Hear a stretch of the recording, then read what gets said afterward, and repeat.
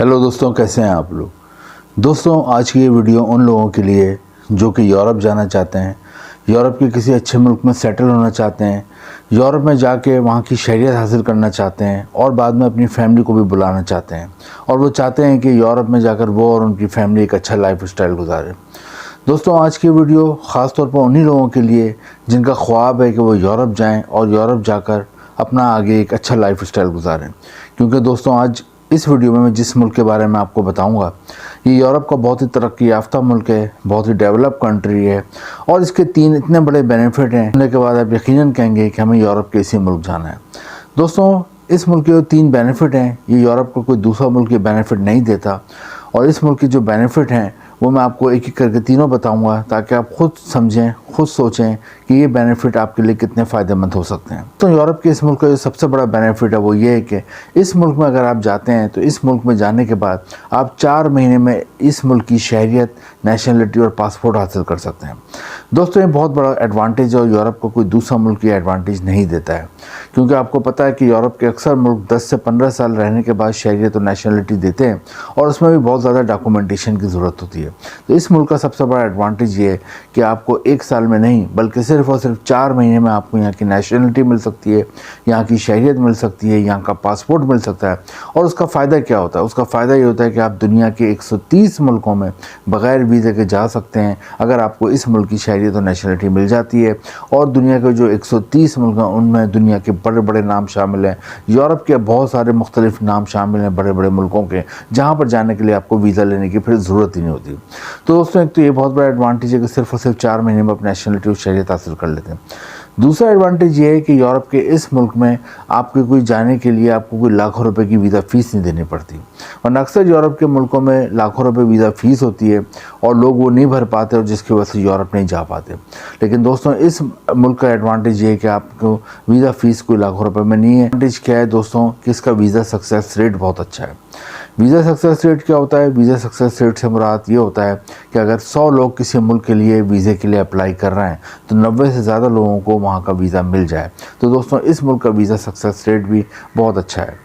दोस्तों, जिस मुल्क की मैं बात कर रहा हूँ ये बहुत ही तरक्की याफ्ता मुल्क है, बहुत ही डेवलप कंट्री है और आज इस वीडियो में हम देखेंगे कि आप इस मुल्क में कैसे जा सकते हैं, यहाँ पे आप 4 महीने में नेशनलिटी और शहरियत कैसे हासिल कर सकते हैं।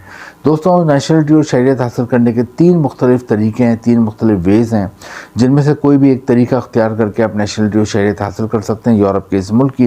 वो तीनों तरीका मैं आगे आपको वीडियो में बताऊँगा ताकि आप तीनों तरीके आपको समझ आ जाएँ और आपको जो तरीका बेहतर लगे वो तरीका आप अख्तियार करके इस मुल्क की और यूरोप के 4 महीने में नेशनलिटी और शहरियत हासिल कर लें। दोस्तों, आज की इस वीडियो में सबसे पहले हम देखते हैं कि कौन सा मुल्क है यूरोप का जिसके 3 इतने बड़े बेनिफिट मैंने आपको बताएं। दोस्तों, यूरोप के जिस मुल्क की मैं बात कर रहा हूँ जिसके इतने बड़े 3 एडवांटेज हैं और जहाँ सिर्फ आप 4 महीने में नेशनलिटी और शहरियत हासिल कर सकते हैं 3 मुख्तलिफ तरीके अख्तियार करके, दोस्तों इस मुल्क का नाम है नॉर्थ मैसेडोनिया। नॉर्थ मैसेडोनिया की आबादी 2 मिलियन है, 20 लाख के करीब है और इसका जो कैपिटल है उसका नाम है कोपे। दोस्तों, नॉर्थ मैसेडोनिया के जो नेबर कंट्रीज़ हैं उसमें आता है ग्रीस आता है, यूनान आता है, उसमें बल्गारिया आता है। दोस्तों, नॉर्थ मैसेडोनिया में मुकामी ज़बान के अलावा मेन ज़बान इंग्लिश बोली जाती है।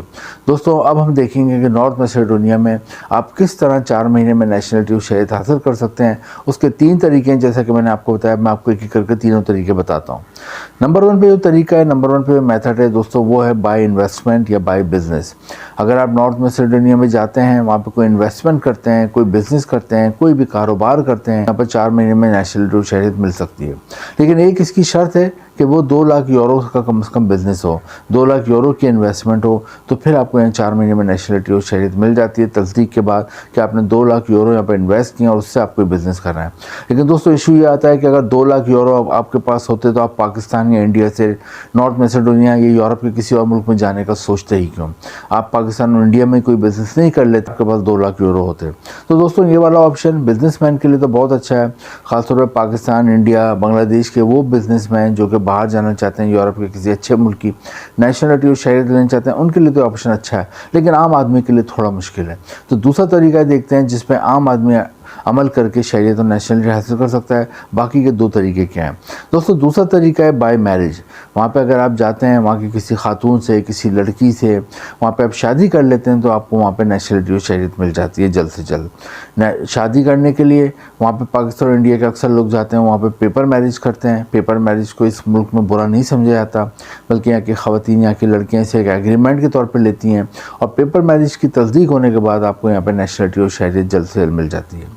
तीसरे तरीके की तरफ आते हैं दोस्तों। तीसरा तरीका जो है वो है बाय जॉब। अगर आप जाते हैं, वहाँ पे आपको कोई जॉब मिल जाती है, वहाँ पे आपको कोई नौकरी मिल जाती है किसी भी इदारे में, तो आपको वहाँ पे जल्द से जल्द नेशनलिटी और शहरियत मिल जाती है। दोस्तों जॉब के बारे में बताता हूँ। 4 सेक्टर में यहाँ बहुत ज़्यादा जॉब्स हैं। नंबर 1 पे यहाँ पे केमिकल इंडस्ट्री बहुत ज़्यादा है। केमिकल इंडस्ट्री है तो अगर आपने कोई BS करा हुआ है, MS करा हुआ है, BSc MSc है, केमिकल में कोई डिप्लोमा करा हुआ है, शॉर्ट कोर्स करा हुआ है, या केमिस्ट्री के हवाले से कभी आपका कोई सब्जेक्ट रहा है BSc में, MSc में, या आपने साइंस पढ़ी है, तो आपको केमिकल इंडस्ट्री में आराम से जॉब मिल जाती है। और अगर आपकी तालीम नहीं है, अगर आप बिल्कुल एजुकेटेड नहीं है लेकिन मेहनती हैं, आपको मेहनत करना जानते हैं, तो आपको यहाँ पे as a labour, as a worker भी जॉब मिल जाती है। सेकंड नंबर पे यहाँ पे मोटर व्हीकल की इंडस्ट्री है, यानी कि जहाँ पर मोटरसाइकिल और कारों के पार्ट्स बनते हैं, उसकी बहुत बड़ी सनत है, तो उसमें भी आपको यहाँ पे जॉब मिल जाती है। अगर आपने मैकेनिकल में डिप्लोमा करा हुआ है, शॉर्ट कोर्स करा हुआ है, तो आपको अच्छी जॉब मिल जाती है। और फिर आपके अगर एजुकेशन नहीं, तो आप एज अ लेबर या वर्कर भी यहाँ काम कर सकते हैं। इसके अलावा होटल और रेस्टोरेंट्स में बहुत ज़्यादा जॉब्स हैं। होटल और रेस्टोरेंट में इसलिए बहुत ज़्यादा जॉब्स हैं क्योंकि ये बहुत ही खूबसूरत मुल्क है, बहुत ही हसीन मुल्क है। यहाँ पे बहुत खूबसूरत नेचुरल सीनरीज़ हैं, ब्यूटी है, तो इसकी वजह से लोग साल भर यहाँ पे घूमने आते हैं। टूरिस्ट लाखों की तादाद में हर साल यहाँ घूमने आते हैं। और आपको पता है कि जिस मुल्क में भी टूरिस्ट आएंगे, लोग घूमने आएंगे, वहाँ पे होटल और रेस्टोरेंट का बिजनेस बहुत ग्रो करता है। तो यहाँ पे होटल और रेस्टोरेंट में हर तरह की जॉब होती है। अगर आप पढ़े लिखे हो, एजुकेटेड हो, तो उस हवाले से आपको जॉब मिल जाती है। एज ए एडमिनिस्ट्रेटर जॉब मिल जाती है, एज ए मैनेजर जॉब मिल जाती है होटल के, एज ए फाइनेंस मिल जाती है, अकाउंट में जॉब मिल जाती है। लेकिन आप पढ़े लिखे नहीं हो, एजुकेटेड नहीं हो, लेकिन आप मेहनती होते नहीं हो, तो फिर आप यहाँ पे वेटर की जॉब कर सकते हैं, वेट्रेस की जॉब कर सकते हैं, लॉन्ड्री में जॉब कर सकते हैं, गार्ड की जॉब कर सकते हैं। इसके अलावा किचन में शेफ़ की जॉब कर सकते हैं, किचन हेल्पर की जॉब कर सकते हैं। इसके अलावा रूम सर्विस की जॉब कर सकते हैं, हाउस कीपिंग की जॉब कर सकते हैं। इसके अलावा अगर आपको गाड़ी चलानी है तो होटल से एयरपोर्ट और एयरपोर्ट से होटल तक गैस को लाने और ले आने की ड्यूटी भी कर सकते हैं दोस्तों। इसके अलावा कंस्ट्रक्शन के शोबे में जॉब है। कंस्ट्रक्शन जिसे हम कहते हैं कि तामीरात की शोबा, उस हवाले से आपकी कोई भी तालीम है, आपकी एजुकेशन है, आपने अगर सिविल इंजीनियरिंग करी है, आर्किटेक्चर करा है, या सिविल इंजीनियरिंग आर्किटेक्चर में कोई डिप्लोमा है, शॉर्ट कोर्स है, तो आपको अच्छी जॉब मिल जाती है यहाँ पे। और अगर आपकी तालीम भी नहीं है लेकिन आपको स्किल आता है, हुनर आता है, आपको प्लम्बर का काम आता है, वेल्डिंग का काम आता है, इलेक्ट्रिशियन का काम आता है, कलर करने का काम आता है, वॉलपेपर लगाने का काम आता है, या फिर आपको किचन रेनोवेशन का काम आता है, होम रेनोवेशन का काम आता है, कोई भी इस तरह का काम आता है, वेल्डिंग का काम आता है, तो आपको यहाँ पे अच्छी जॉब मिल जाती है। और दोस्तों लास्ट में फूड डिलीवरी की जॉब है। बहुत बड़ी बड़ी चेन्स हैं, फूड के बड़े बड़े जो चेन्स हैं उनके यहाँ मेन ब्रांचेज़ हैं, तो फूड की डिलीवरी करनी होती है घरों और ऑफिस में, वो आप कर सकते हो। इसके अलावा बड़े बड़े डिपार्टमेंटल स्टोर हैं, जैसे हमारे यहाँ होते हैं पाकिस्तान और इंडिया में डिपार्टमेंटल स्टोर, इसी तरह यहाँ बड़े बड़े डिपार्टमेंटल स्टोर हैं, उसमें आप एज अ सेल्समैन रख सकते हैं, अकाउंटेंट के तौर पे काम कर सकते हैं। और इसके अलावा डिपार्टमेंटल स्टोर से भी घरों में डिलीवरी होती है सामान की, वो भी आप कर सकते हैं। तो दोस्तों ये तमाम जॉब्स हैं नॉर्थ मैसेडोनिया में। अगर आपको कोई जॉब मिल जाती है तो उसके बाद भी आप यहाँ पे नेशनलिटी और शहरियत के लिए अप्लाई कर सकते हैं, और तस्दीक के बाद आपको नेशनलिटी और शहरियत मिल जाती है। दोस्तों अब ये 3 तरीके मैंने आपको बताएं नॉर्थ मैसेडोनिया में शहरियत और नेशनलिटी हासिल करने के। नंबर 1 बाय इन्वेस्टमेंट, अगर आप कोई बिज़नेस करते हैं, इन्वेस्टमेंट करते हैं, उस सूरत में आप नेशनलिटी ले लेते हो 4 महीने के अंदर। सेकंड नंबर पर बाय मैरिज, अगर हम शादी कर लेते हैं तो उस सूरत में आपको नेशनलिटी मिल जाती है। और थर्ड नंबर पे आपको अगर कोई जॉब वगैरह मिल जाती है, उस सूरत में भी आप नेशनलिटी और शहरियत हासिल कर लेते हैं। बस ये तीनों ऑप्शन है, अब आपको जो तरीका बेहतर लगे वो अडॉप्ट करके आप नेशनलिटी और शहरियत के लिए अप्लाई कर सकते हैं। सूरत मुल्क है, नॉर्थ मैसेडोनिया के लिए ट्राई करें। वीडियो इन्फॉर्मेटिव लगे तो लाइक करें, शेयर करें, चैनल को सब्सक्राइब करें। Thank you.